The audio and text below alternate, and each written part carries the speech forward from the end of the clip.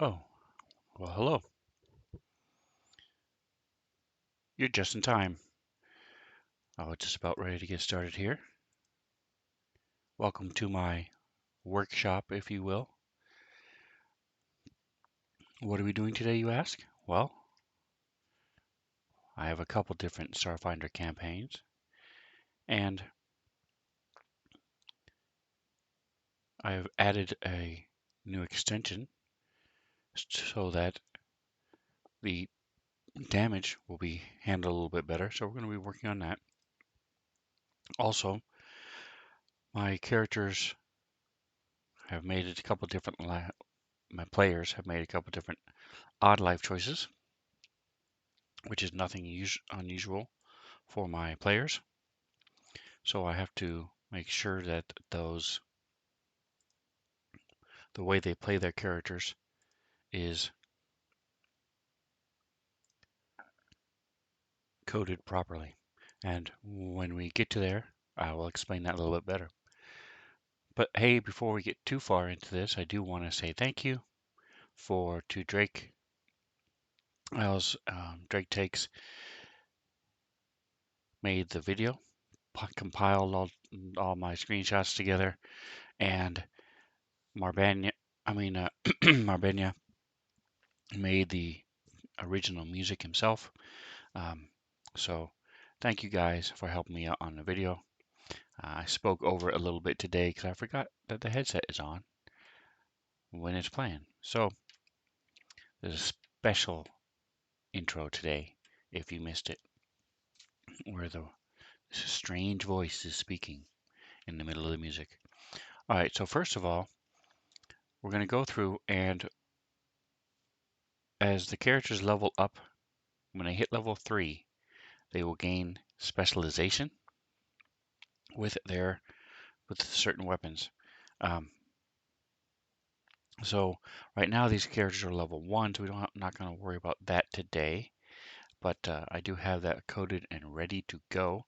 Just want to check and make sure none of them have the feats that do that. So they do not. Okay. Um,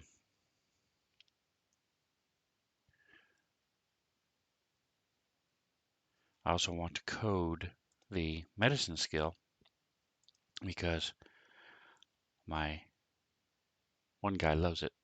So here's Twitch for making sure. Life science. Okay, good.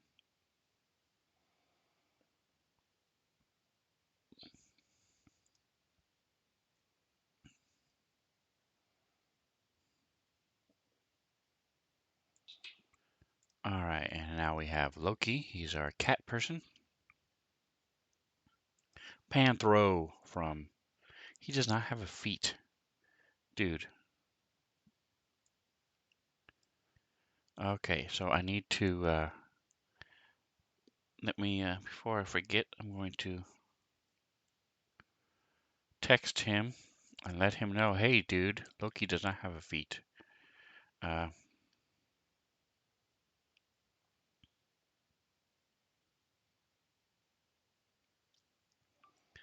you're a cat person, Loki, comma, the technomancer, comma, does not have a level 1 feat, period.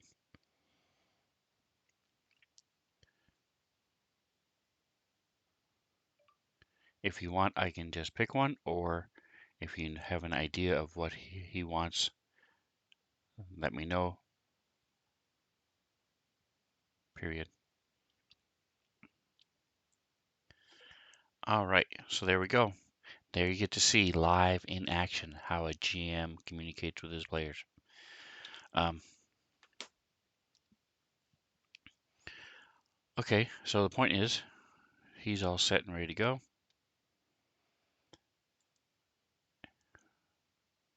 We have Amika, who was our Maraquai.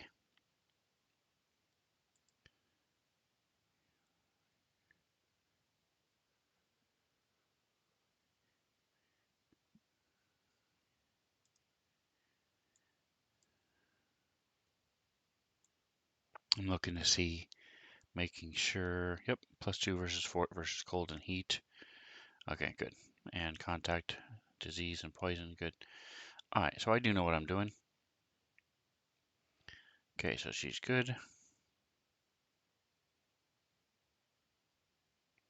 Make sure she's listed as having a climb speed. She does. Good.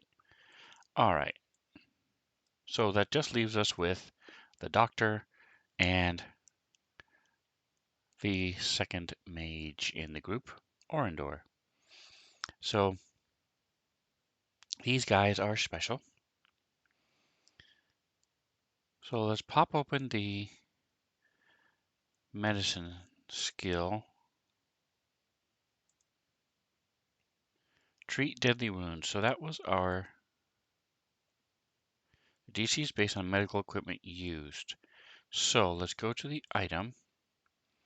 We're going to go to medkit. So the answer is 25. That's how hard it is. But I want to see, does it actually say what it is? Here it is. The basic medkit allows you to attempt DC 25 med checks to treat deadly wounds.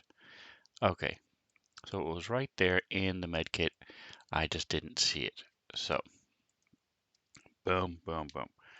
So what I'm going to do then is we need to code that so he can do it. The nice thing is this is a static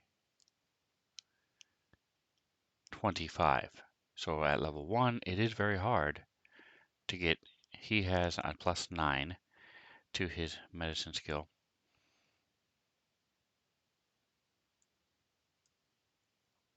So he'll have to get a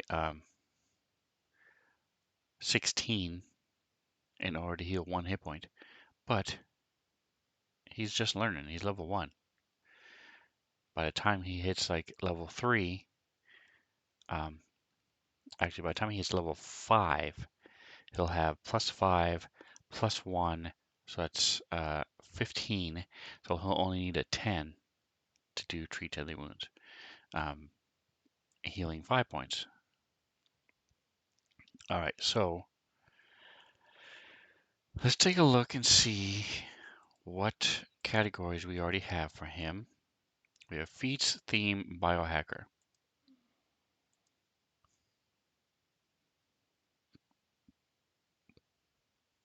I do think I'm just going to make a brand new one here for items.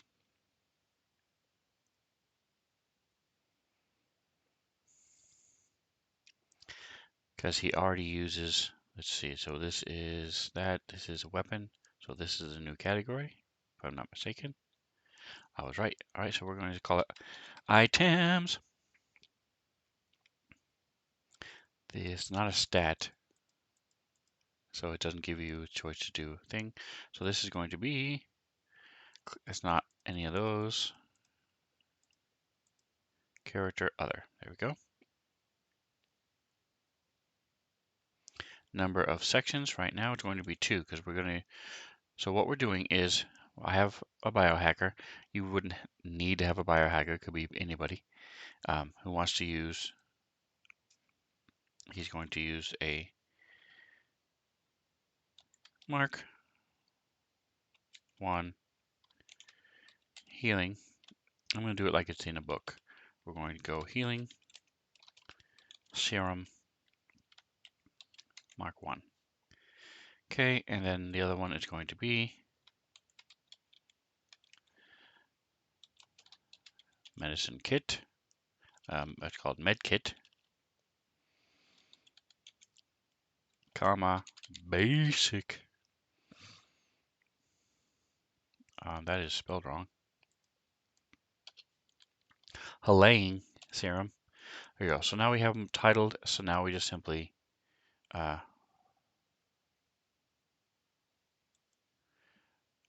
left click.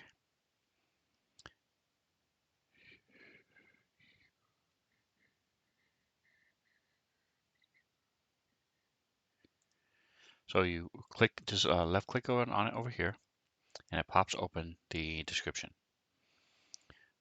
So we're going to go ahead. I like to have the piezo symbol explain what's happening so that they don't have to go around digging it and finding it. So we're going to go to serum, see how many thousands there are. Ah, pretty cool.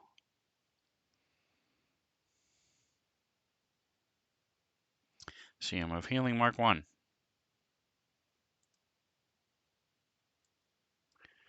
I'm also going to put Mark 2 in there for now. Not going to worry about Mark 3. They probably aren't even going to see any Mark 2s right now, but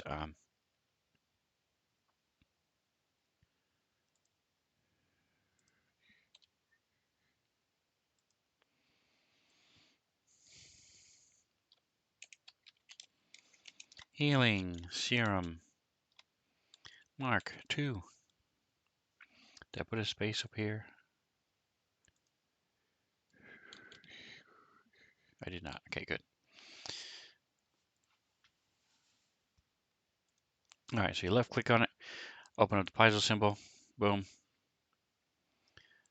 This tells us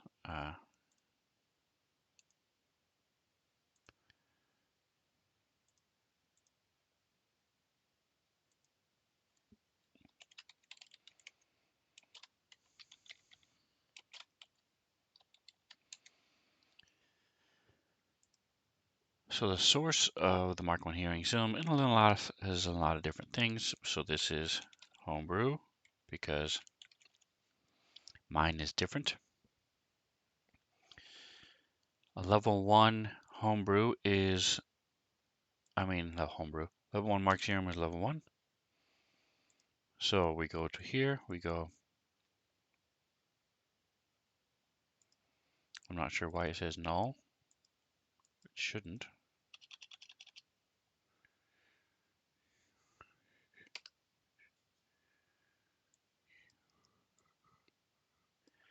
Copy and paste all this into the info section.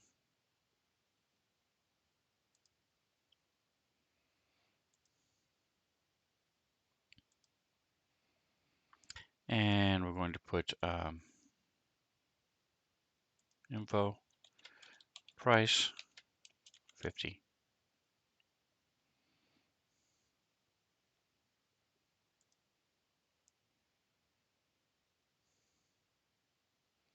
So all that does is just tell them what it does. They know this anyway. Right click on it and now we add an ability. So this is healing. Type is hit points and it is 2d4. I don't think we can do it this way. We cannot. So you open it up. So if you right click on it, you can say times 2.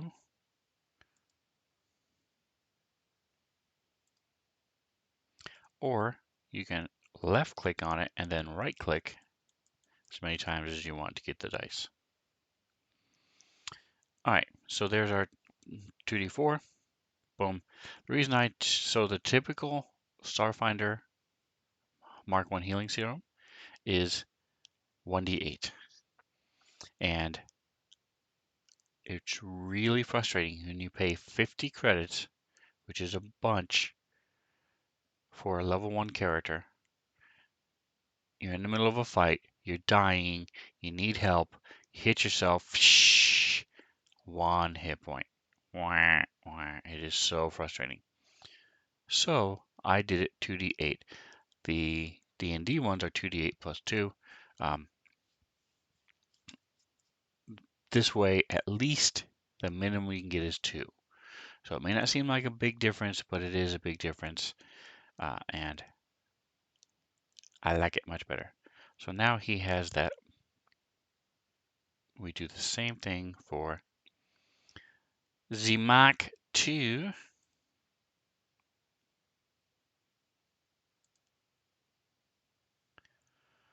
I'm not sure that this is correct. I thought the healing serum. Oh yeah, that's right. So That is correct. Okay, so again, same thing. So the Mark II is in the normal, in Starfinder as written, is 3d8. So all I did is I just double that to 64. So the max is still 24, but the minimum is now 6. And to be honest, while rolling 3 ones on 3 dice is a slim chance, rolling 6 ones is even less. So you're typically going to be getting 7 or 8 hit points at least, even if you roll really poorly. Again, I don't know what this null.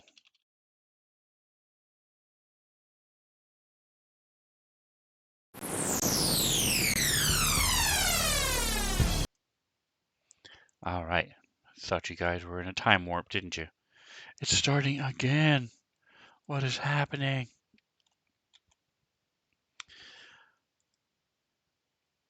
Just calm down, everybody.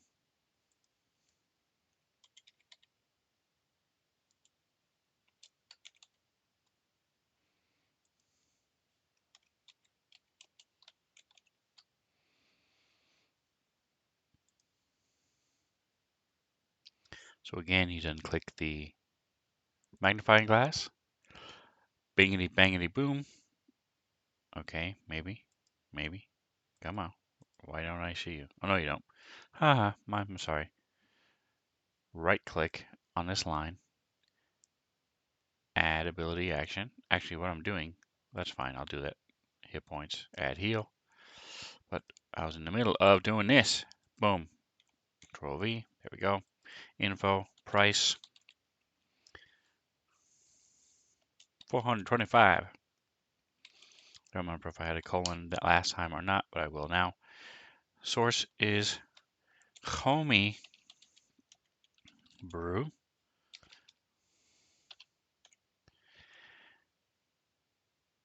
Level 5 item. Okay. Clickety, clickety. Now we will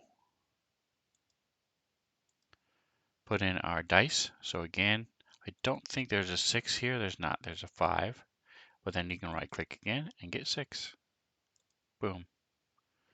Okay, so this time it didn't like it. Usually it doesn't. So you just open it up, right click, 5 plus 1, or right click, add 6. There you go. And don't think it's going to work, huh? You don't believe me, huh? Huh? Boom. There you go.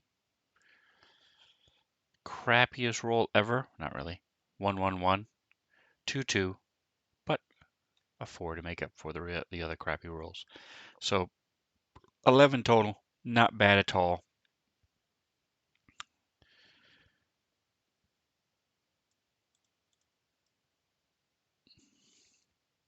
Nice. That is 18, 6, 4, and 8. That's a good roll.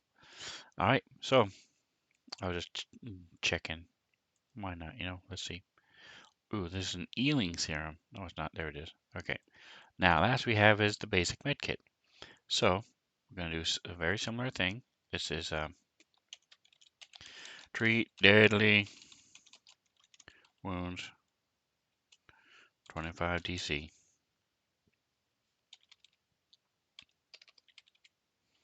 DC 25. All right, so we're going to have basic med kit. I like that concept. I like that idea. I'm probably going to forget.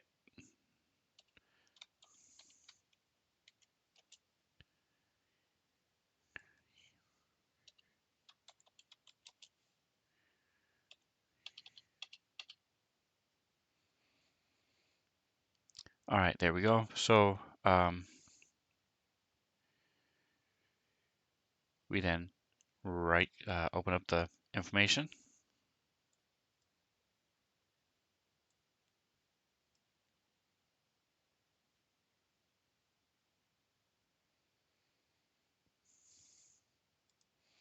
So here's the information on the medkit itself. It says read only. Do I have a different med bay? I really don't want to type all that. One is mostly for your benefit because, ooh, this one is too. Boo. Okay.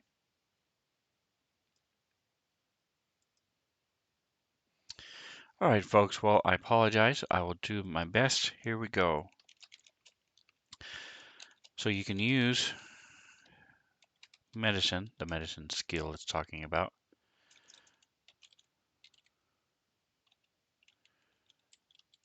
to restore HP to a living creature.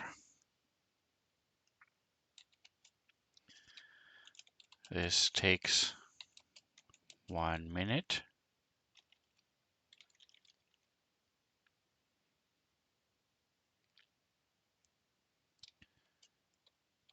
If you succeed,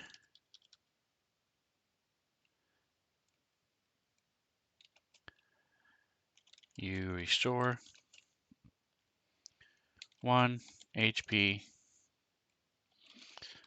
per level or CR of the creature. You are treating. I'm not sure that that's really necessary, but just in case. If you succeed, no, not succeed. If you exceed the DC by 5 or more, add your intelligence modifier to the amount healed.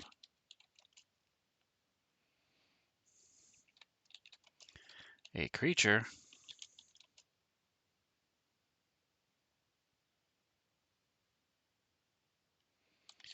can receive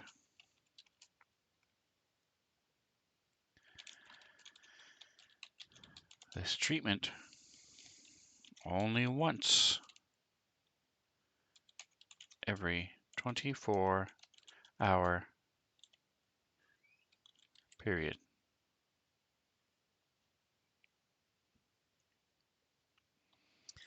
Parentheses, medical, most medical labs allow you to treat deadly wounds twice per day to treat a creature's deadly wounds twice per day. All right, so that is the skill. Source is the Starfinder.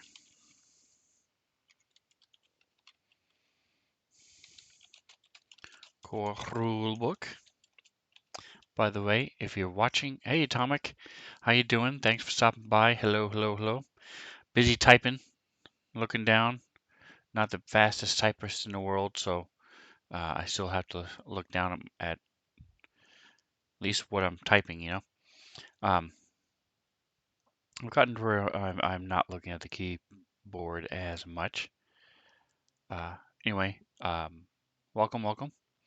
So if anybody is interested in doing a little bit of Starfinder action, the hardback book is $60 in America, but they just came out with a paperback version that is $20. So $19.99 for a paperback.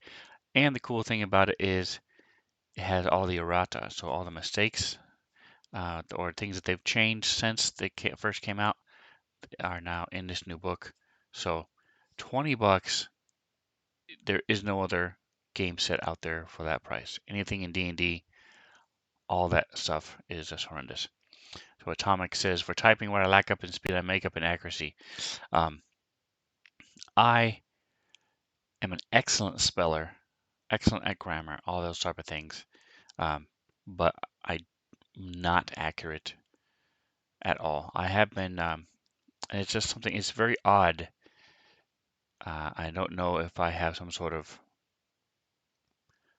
this very focused, very particular mental disorder that has to do with typing only, but I have been typing since I was 10, so almost more than 40 years I've been typing. We had our first computer when I was about 10. I also took typing in high school, so I was in a typing class, and I have continued. I was a journalist for 10 years and then an editor, typing every day at my job, writing and things. And I spent about a year and a half just focusing on doing these different typing programs, trying to get my speed up and my accuracy up. But I still average about 40 words per minute and at about 90% accuracy. So I'm not very accurate, I'm not very fast. It just seems like this one skill I have plateaued and just cannot get any better. I did increase it from like the low 30s up to about 40 during that time when I was just practicing every day doing these different programs. But hey, it is what it is. So now I copy and paste like a mad fool. My speed at copying and pasting is amazing. All right, that's some typing pedigree. I still hunt and peck. Yes. I can say that I can now type without looking at the keys. So it may not have increased my speed that much, but it did make it to where I'm not having to stare at the keys back and forth all the time as much. So that was a big bonus. Anyway, so in our basic medkit action for our player, we need to explain. This is a skill, medicine skill. Need to explain what the medkit does. So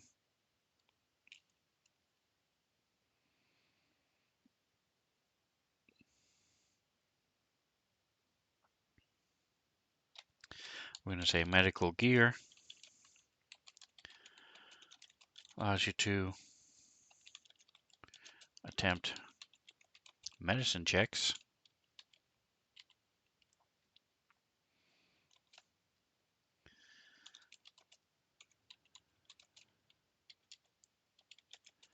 The basic medkit has spray,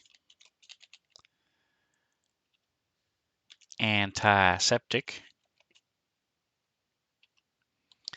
bandages,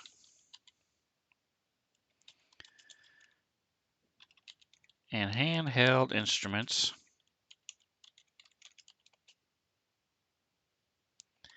designed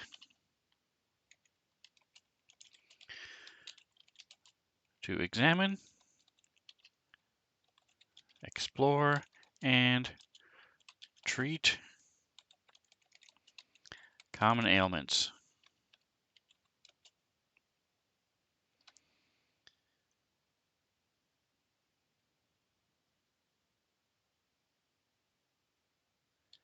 It allows you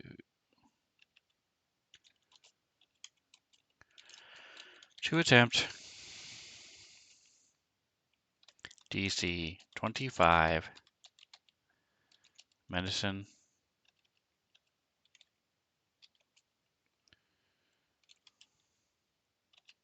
checks to treat deadly wounds. Alright, so There we go. Um,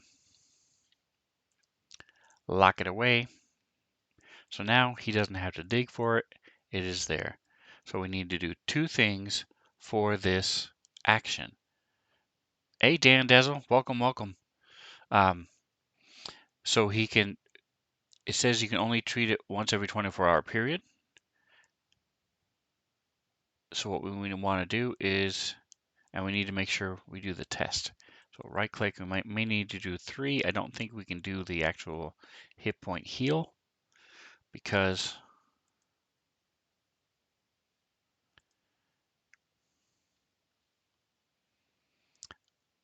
I don't think it will allow us to do that. All right, so let's see. I don't think we can do, okay, here it is. I guess you can. All right, so this is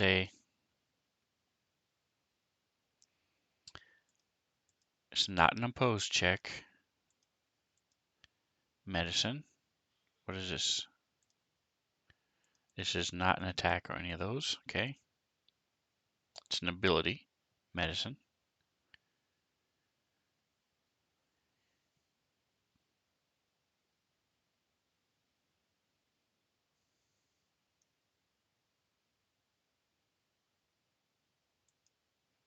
All right, so let's see if this +9. There we go. That's perfect. That's what we wanted. Boom. 12. So that should be a 21. And it is. Awesome. All right, so that's the first part. Now we need to say we're adding a condition, an effect, if you will. And we're going to add, we're going to try the heal, but I don't know if it'll work. So the condition we're adding is to the target, so that's correct. It doesn't expend. And this is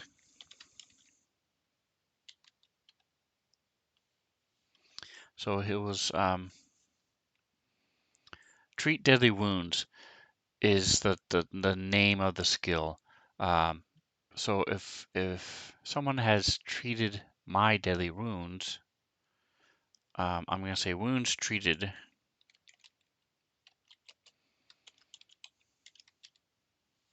I'll say deadly wounds treated that way. It'll be more clear. Deadly wounds treated.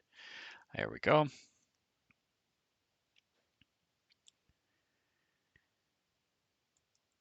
So he'll add that to the person. Target. Perfect. And then the heal, I don't think we can do that because it's plus.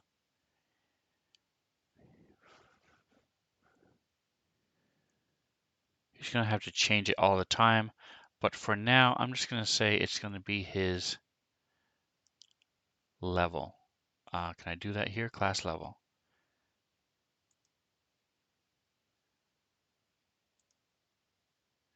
Okay, why isn't it showing up?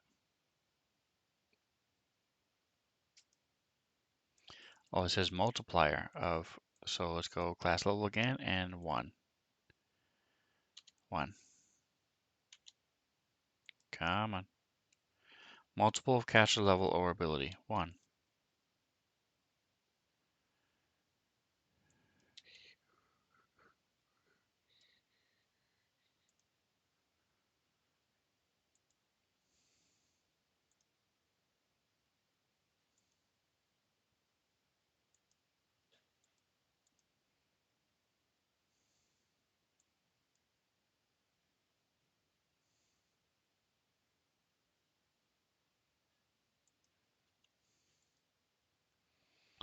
All right, so it's not, these are not working like they should.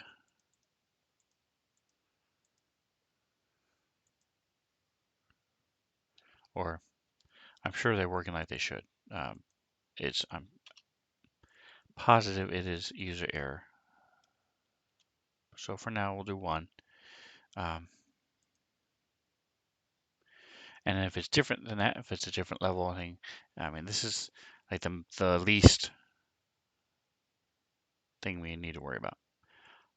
All right, so we have that, and that. All right, so we're good. So we're done. We can mark this off our list. See my carefully compiled list. My camera will work. There we go. Carefully compiled list.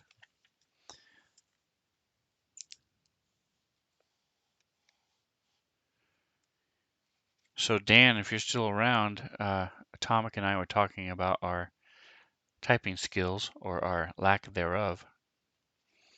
You're a young pup. What does your typing skill look like?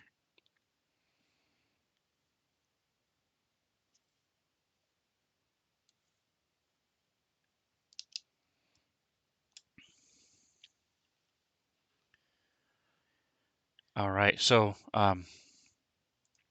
that's it for the doctor. So now we have Orin. So Orin is special, and um,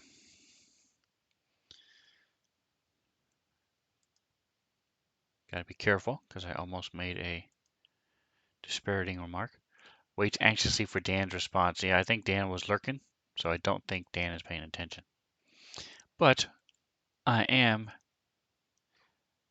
pleased that you're still around, Atomic. Appreciate it. Um, I honestly don't know how exciting this would possibly be for somebody who doesn't play Starfinder, um, or even somebody who does play Starfinder but isn't a dungeon master.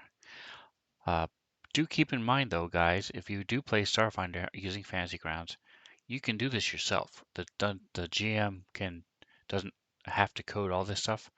As a player, I code all my stuff myself, so this is definitely something you can do.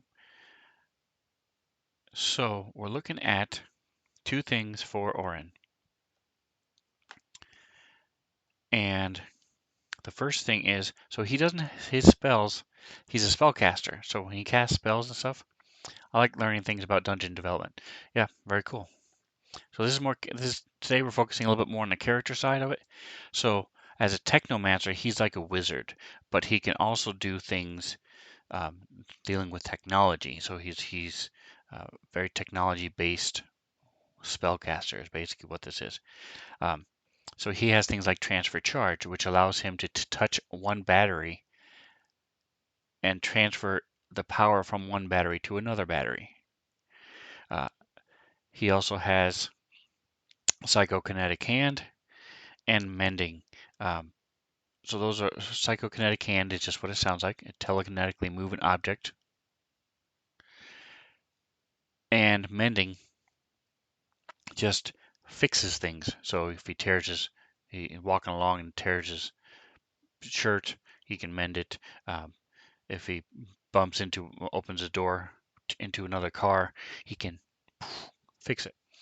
Um, the problem is none of those, so he can do those as many times as he wants throughout the day. There's no limit to what he can do here with these spells. The problem with that is there's nothing having to do with combat in those spells. So if he's in a fight and he can only cast his big spells 3 times, still on a call. Oh, no worries, Dan. We're just trying to figure out what your typing skills are. So as soon as you get out that call, we anxiously await your response. Um, Let me type it here. Uh,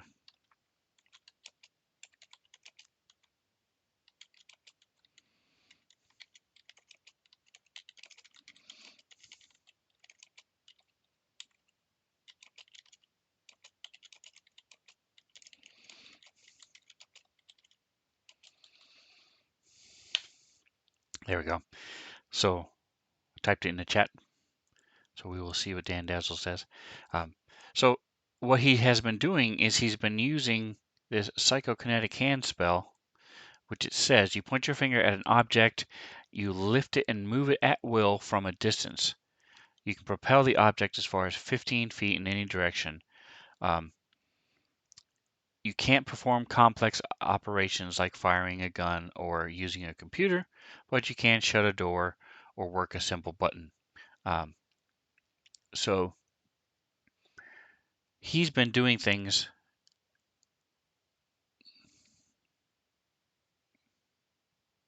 He says, that sounds like a great thing to stream. I can type fast, but no idea what my words per minute are.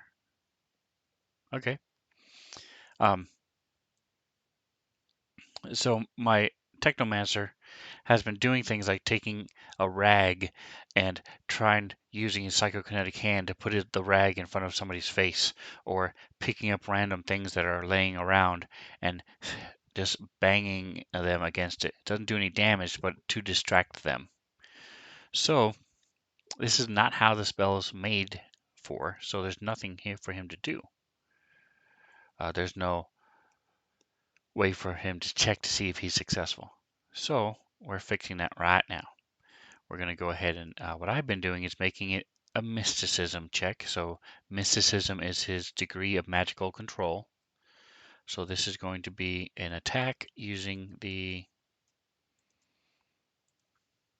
no, actually none of these. It's a save. So it's a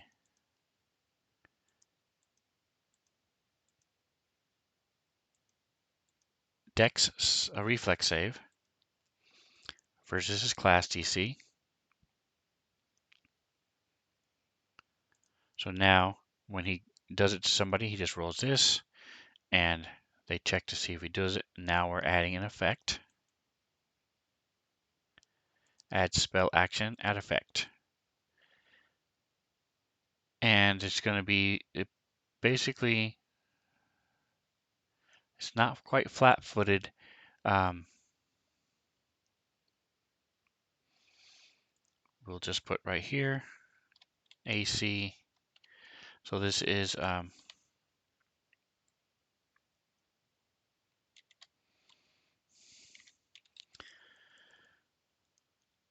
guess I may as well put the whole thing. Psychokinetic Hand, colon, AC, oh, not colon, it is semicolon, AC, colon, -2.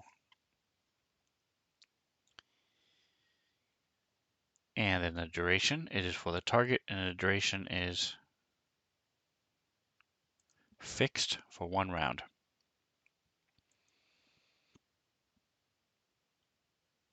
Open up the combat tracker. Let's make sure that it works. So we will put this on Carl.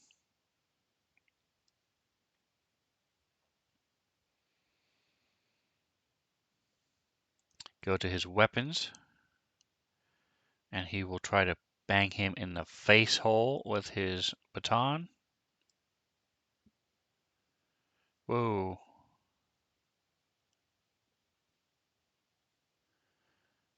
Defensive effects -2. Okay. Perfect. That's what we wanted. What was that, though?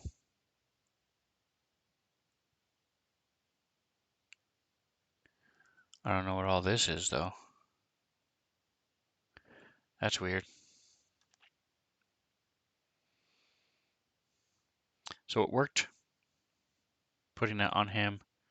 Let's go ahead and remove it.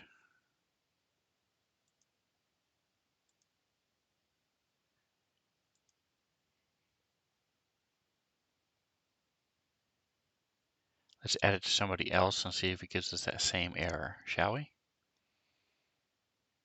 Boom, we'll put it on the dock. It does. All right, so let's open this up and see what's going on. Fix is 1 round. AC -2. Expend, never. Targeting. All right, so everything is correct. So I'm going to pretend that is not there.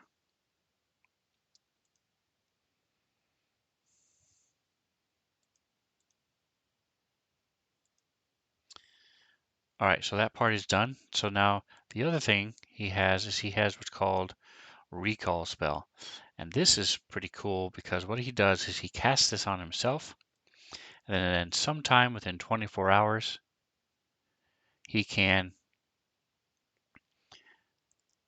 re-roll. So if he tries to remember something and doesn't, this spell helps him remember something. So it's a pretty cool spell. I like the flavor of it. And all we're doing is we're just putting this recall spell semicolon reroll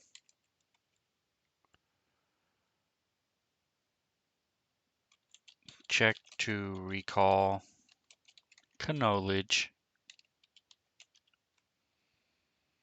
Check to recall knowledge. So, and then we go to his character.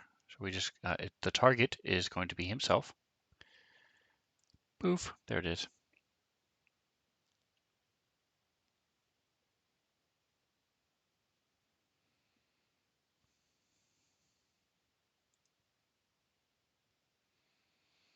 The cool thing is he can keep casting this over and over.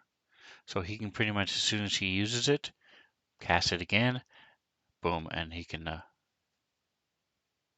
anytime he fails a knowledge check to remember something, he can try again. Very cool. I like it. I like it a lot. All right, so that's it for him. So we are done with that part of it. So let's see my notes. Code Psycho Hand, I did. And Code Recall Spell, I did. All right, so that is it for these guys. When last we left, let's see, what time is it? 48 minutes. All right, so I'm not going to switch campaigns and do some of the things in the other game. I will. You mentioned you liked learning about dungeon development, so in this, let's see, here it is. So what we had done was, all right, Akaton job. There it is. So the storyline, as I mentioned last time, took them to the sun, and then it's supposed to that there's this portal around the sun that's been there forever. Nobody really knows how to use it or what happens. People go into it and never come back out. Well, for the first time in known history, something came out of it, a ship.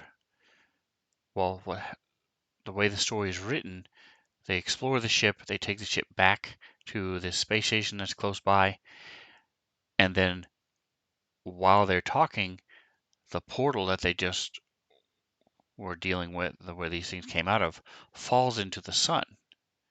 And so they then, everybody freaks out and they go do their stuff. Well, I had changed the reason why they were there in the first place by making them part of a organization, a job corps, basically. So the way I'm doing it is right now they're searching the ship, which is part of the story. But instead of the portal immediately falling into the sun, they already have their next job. Their organization doesn't know what's going on as far as everything that's happening. So their organization has already sent them their next job because they finished their first job. So what they're going to do is head to this planet called Akaton, which you can see on the screen right here, which is like a desert planet, sort of like uh, Mindful Blank, the one in Star Wars where Luke grows up, Tatooine, and um, or Mars. And so what I did is I looked for pictures of Mars, and I used the actual pictures from Mars to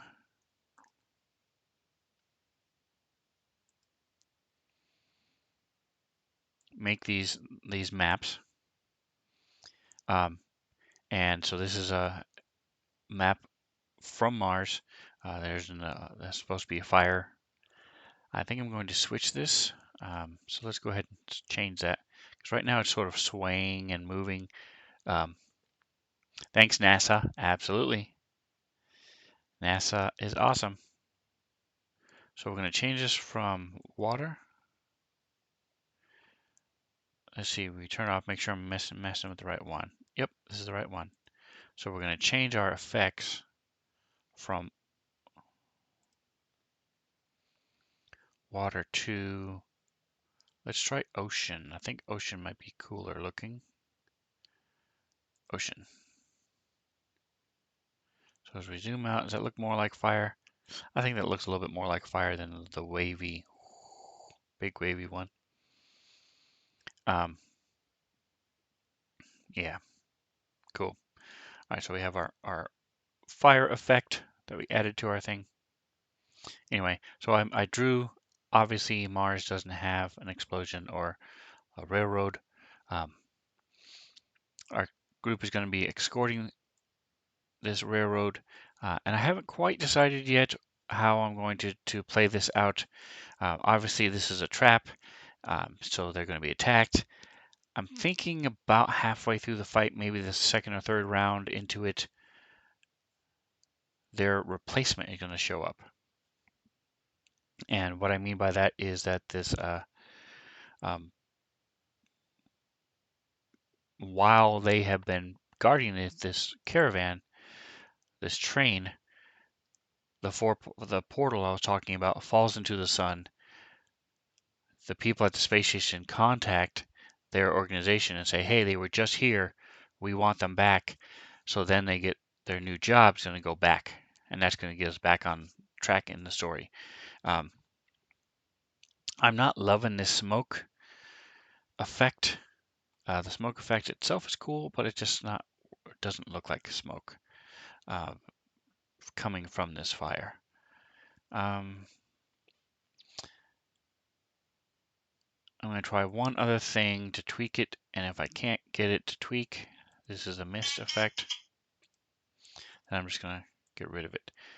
So we're going to go to our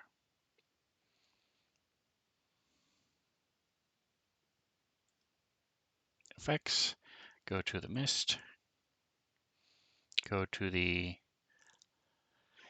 hide area. So what I'm going to do is try to just change the shape of some of this stuff here. Just get rid of this, for example. Just make this less of a circle and more billowy smokish.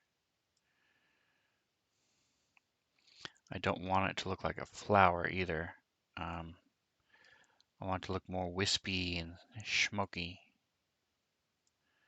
when it's completely white.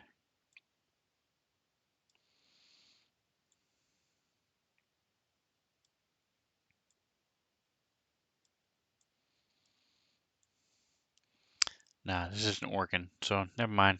We're not going to have any smoke. I'll just turn it off. I'll leave it there for now. Inspiration may come to me in a dream or something. I might be able to fix it. There is a way coming out. I saw ideally it would be blacker. Yeah, I can't really change the color of it. I could draw it in, but it wouldn't be moving. So I'm just going to leave it with the explosion, which we have fire. And so if you turn it off, that's the fire that I drew on there. All right. So actually, I think what I'm going to do is just make this a little bit smaller. Mist, hide. Good. So let's go Alt, so they can see a little bit more of what it is.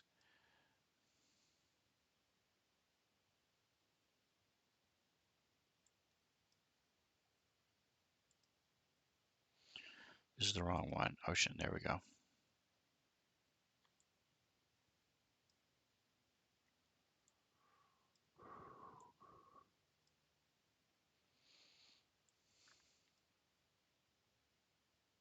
So we're just going to make the center of it have the ocean effect on it.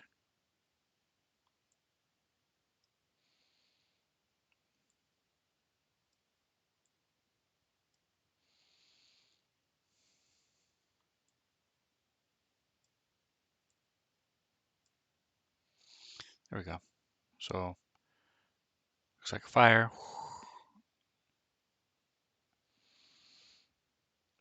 The point again, this is all superfluous. It's not really necessary to the story. The story is these guys blew up the tracks and stopped the train. Very Wild West themey on Mars, Akaton to be exact. Uh, I'm just trying to make it look as cool as I can and look as realistic as I can. They're coming out with a new way of doing it, by the way. So when I had that smoke there, they're going to have a blur effect. So it won't be, before it was just a block, a circle, on or off with no variance. Now they're going to have a blur effect, so it'll look much more like smoke. And it'll just sort of come into play and then fade out. It's really nice. I'm looking forward to that. All right, and so what we do need to do is come up with some sort of people for them to fight. So let's take a look at our monsters, our bad guys, if you will. Um, we want them to be a challenge rating of 1 or 2. So we're going to go with 1. It could be 1/2 as well if we're going to use a bunch of them, because these guys are only level 1. So let's go down, actually. Let's go to level 1/2. So you see, it breaks it down to our list of 30 pages worth of stuff to just a few. Um, looking through some of these here, some soldiers. Here we go. An asteroid louse. um, so if you ever wondered what an asteroid louse looks like, there you go. Now you know. The more you know. Formian worker. Diatha, wingprint. Okay. So let's take a look and see what the next group down. 0.333. I'm looking for like bandits or space goblin. There you go. We have a bunch of space goblins. They're more just crazy freaks here. This is what a space goblin looks like. Blah, ah, little high whiny voices. They sort of duct tape half their stuff. If you look at his weapon there, you can see it's sort of tied together um, to the extent that every time they fire their weapon, there's a chance it explodes in their hand. If you can be a goblin if you wanted to in this game, and you can do that to your own weapons and your friends' weapons and boost them. It gives them a little bonus, but there is a chance it'll explode in your face. Um, I like this concept of space goblins just because um, they are fun. So let's see. Ack, ack, ack, ack, ack, ack. Exactly. Atomic Hero Squad knows what I'm talking about. I believe there are hobgoblins as well. There are. What level are these guys? 1. Excellent. And the lieutenant is 7. So that's way above their grade. So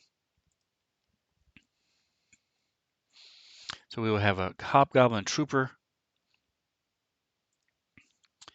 And he is not much prettier looking.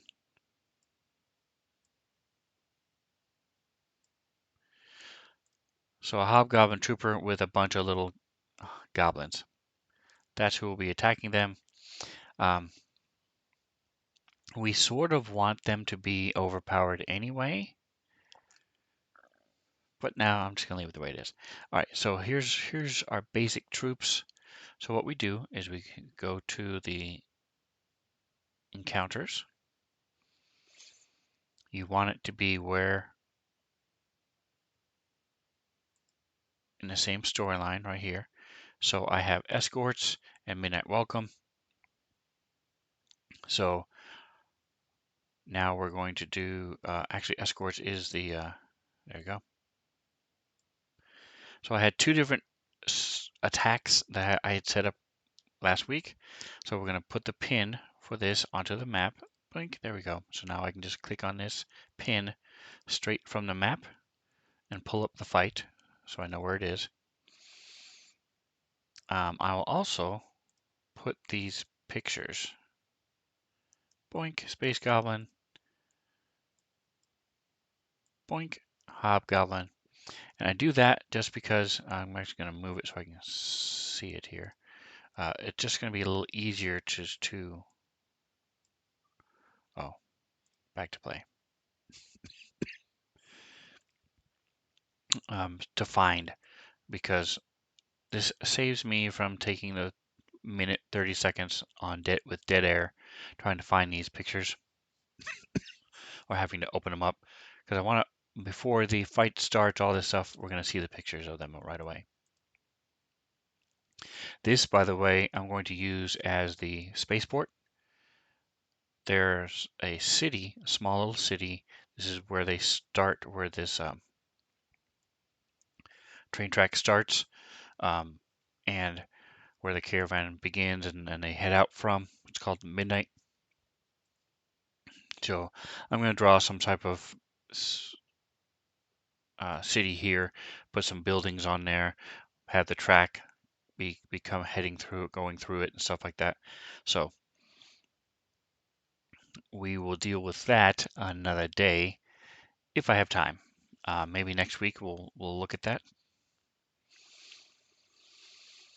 I'm thinking of doing something similar to like Grand Central Station or some of these other where you've got one track and then it branches off into 4. And so they just switch back and forth if they need to and stuff like that. We'll see. I don't know how in depth I want to be on the train tracks. I just need them to exist. So we'll see how it plays out and how big I want to do the town and things like that. So getting back to our encounter, we have our encounter. It's called escorts because the group is escorting them. Now we need to add our people. So we do our, make sure it's unlocked and add our space goblin. And then we add our hobgoblin trooper.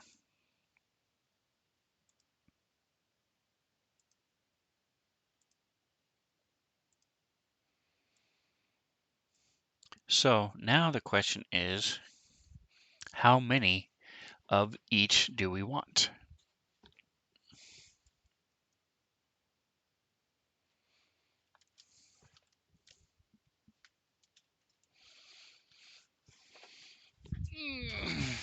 So I have a couple different tools that I use to figure this out.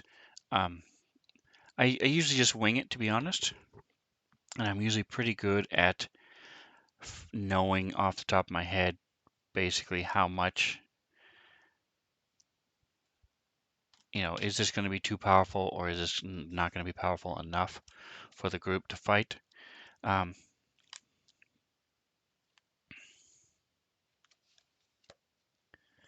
So here is the encounter difficulty. It's on page 390 of the core rulebook, and the way it works is, it sounds a little complicated, but it's really not that big a deal. When you design an encounter, to build the encounter, you determine how much experience the group needs. So if you click this little button here, it'll tell you with just these two, the experience for this fight is 535 points. So to figure out how many you need for your group, the average party level right now is level 1. We want it to be challenging, so it should be the average party level plus 1. So it should be 2.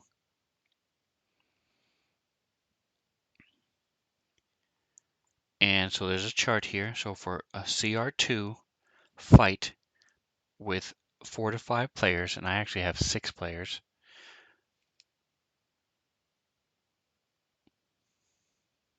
it should be 100 each. So it should be about 600.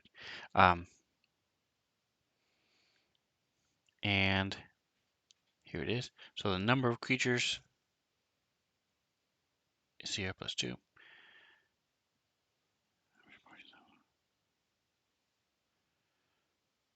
All right, so we're looking at 135 per person.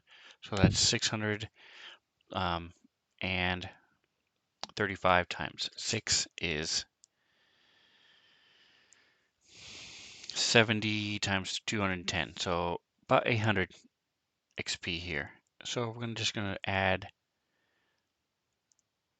let's say 3. And then we recalculate 800. Boom. See? And this is a CR2 fight. So there we go. So we have our 4 people coming in.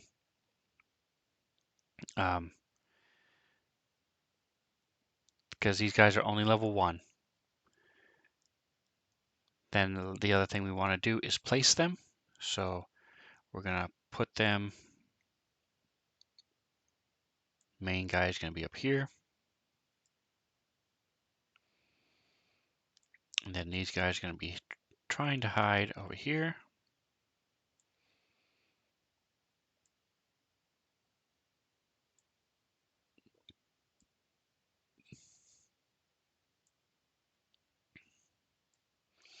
And I'm going to have this little guy be over here by himself in this hole.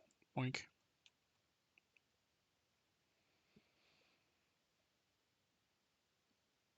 Where is this? There we go.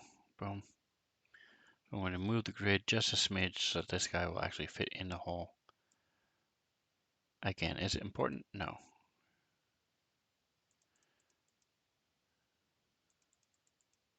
There we go. Back to our play mode. Close it.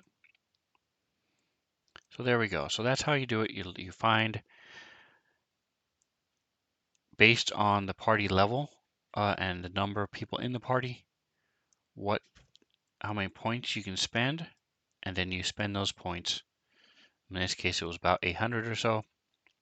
If you want it to be a harder fight, I could add another Space Goblin.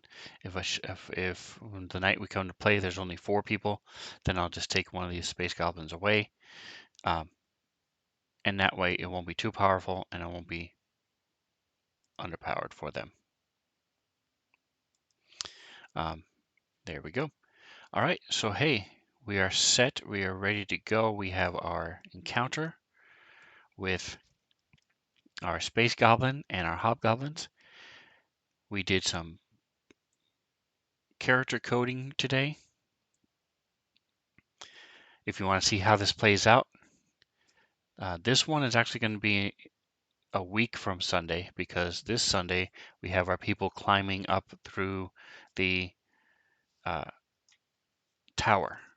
So if you remember, I've had several different shows streams where I'm working on this 80-story tower and building the maps and encounters for that. That's this Sunday at 5:30 to 8. The following week is Dawn of Flame. If you want to see what's led up to this point, check it out on YouTube. Again, it's Sven Zone in Starfinder in the Sven Zone, Dawn of Flame. And then the other one is my Dead Sons. They're level 9. These guys just started. They're still level 1. 5:30 on Sundays. Like, subscribe. Check me out on YouTube if you're curious. Stop by, ask any kind of questions that you want. I'm happy to be sidetracked and help out. There's going to be a lot more coming out with Fantasy Grounds, so there's going to be a lot of cool things we're going to be able to do with maps.